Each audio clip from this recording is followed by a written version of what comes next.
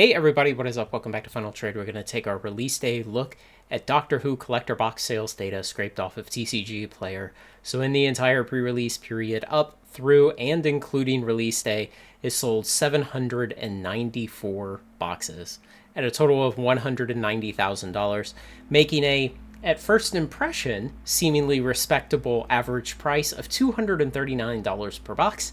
And you'll remember that these were sold at wholesale at the normal standard expansion collector box price of about $190, making the break-even price for a small card store to come onto one of these big marketplaces and sell these boxes about $222, $225, somewhere around there. So $239 average sales price is pretty good, and you owe a lot of that to this big spike of FOMO driving up the price and driving up the sales right near release. What to compare this against? Well, I'm going to throw up here our worst performing standard set for collector boxes, Streets of New Capenna, and then I'll throw Unfinity and March of the Machine Aftermath, yes.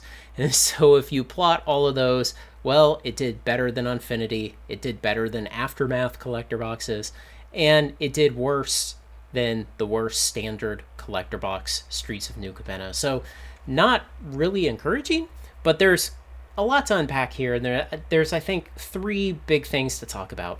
One is we never really expected the audience overlap of this Universes Beyond crossover to be that good.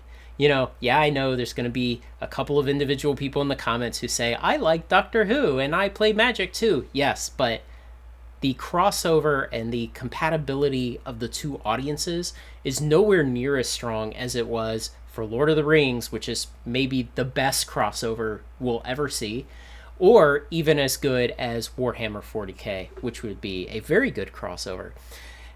The second problem is audience location, and this kind of comes down to these data that I scrape off of TCG Player are mostly sales to US customers. You know, probably a tiny bit of them are sales into Canada, maybe one or two into Mexico if there are a few dealers who have that enabled on the seller side of TCG Player to sell product in. But Doctor Who is mostly popular in Britain and to a lesser extent Europe. It's only in the last, say, 10 to 15 years kind of become a very minor phenomena in America. And so I'm measuring data off of a website that sells mostly to the US and to a lesser extent the North American market, and this is an IP that mostly appeals to people in Britain. And the third thing to think about with these poor sales on TCG Player is that the Commander deck display box that has the 4 Commander decks for Doctor Who, it contains at least one copy of every unique card in the set. And that's one thing that Professor really praised it for on his video yesterday or the day before.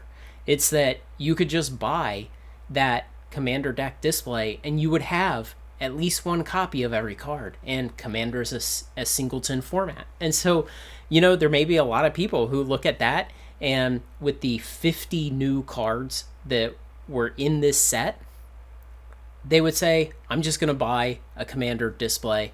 Then I'll have all the cards. I don't need to buy these collector boxes, especially at the crazy FOMO prices. And that way, they could get all the cards they need to play with at a cheaper price. So I think there's several reasons like that that really kind of explain why these sales are so poor on TCG Player. This is probably the single most incompatible set for measuring sales on TCG Player and trying to derive any trends out of it because of those reasons. And then there's one more thing that I want to talk about, and that's of course the price today. And we look out here on TCG Player, $244. Of course, I'm recording this on Saturday afternoon, October 14th. So, you know, 36 hours, 30 hours after release. And we're still at $243 now. You know, they had spiked up it there into, the 270s, 274, and that's on a rolling average. So 274, so it's already come down about $30 on TCG Player. But of course, if you come over to eBay, here they are, $199.49. So under $200 the day after release. I really hope none of you guys FOMO'd in at 240, 250, 270. And I think that the fact that one of these huge dealers on eBay is already selling them at $200 the day after release does not really bode well for this having reduced print runs. You know, if these dealers really thought, oh yes, the print runs, they've been slashed, they wouldn't be blasting them out with serialized cards in them at $200 the day after release. So I still have no faith in the reduced print run theory. I think that WotC is going to come with either heavy wave 2s, wave 3s, or they're going to send a lot of them to Europe, where they should send them, or more likely, Amazon Europe. So let me know what you think, guys. Kind of interesting to talk about a set that isn't wholly compatible with the way we've been collecting data through this tool for the last almost 2 years now. And I think in the future, with these Universes Beyond crossovers, we'll potentially see more sets like that that just don't really lend themselves to good data on TCG Player. But for the most part, it remains a good way to collect data on long-term trends and see how the market is acting. Thanks to everyone who makes this content possible, especially my supporters on Patreon. Like, comment, share, and subscribe, and join me on Final Trade.